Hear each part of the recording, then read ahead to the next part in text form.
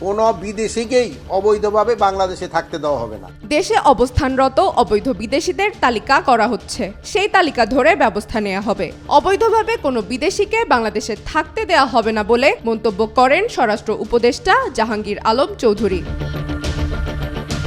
তিনি বলেন, সীমান্তে বড় ধরনের কোনো ঘটনাই ঘটেনি। পুরো সীমান্ত সতর্কতা জারি করা হয়েছে।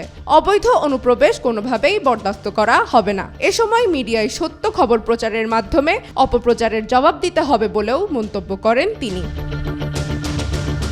প্রধান উপদেষ্টার বিশেষ সহকারী মোহাম্মদ খোদা বক্স চৌধুরী স্বাক্ষরিত এক বিজ্ঞপ্তিতে এসব জানানো হয়। বিভিন্ন সূত্রে অভিযোগ পাওয়া যাচ্ছে যে অনেক ভিনদেশী নাগরিক অবৈধভাবে বাংলাদেশে অবস্থান করছেন এবং অবৈধভাবে বিভিন্ন প্রতিষ্ঠানে কর্মরত রয়েছেন।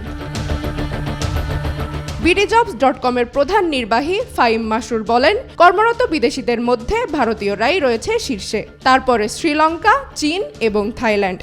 এদের মধ্যে শতকরা 10 ভাগেরও ওয়ার্ক পারমিট নেই। অধিকাংশই অবৈধভাবে কাজ করছেন। তাদের পেমেন্টও এখানে করা হয় না। ভারতীয় হলে তাদের পেমেন্ট ভারতেই দেয়া হয়। ট্রান্সপারেন্সি ইন্টারন্যাশনাল বাংলাদেশের এক প্রতিবেদনে বলছে, বাংলাদেশে মোট বিদেশির সংখ্যা 2,50,000। তাদের মধ্যে বৈধ 90,000। বাকিরা অবৈধভাবেই বাংলাদেশে আছেন। আর যারা বৈধভাবে আছেন তাদের মধ্যে 50% কোনো অনুমতি না নিয়েই ট্যুরিস্ট ভিসায় বাংলাদেশে এসে কাজ করছেন। এই বিদেশিরাই বছরে 26,400 কোটি টাকা পাচার করেন। বাংলাদেশের অনেক শিক্ষিত যুবকই বেকার বসে আছেন।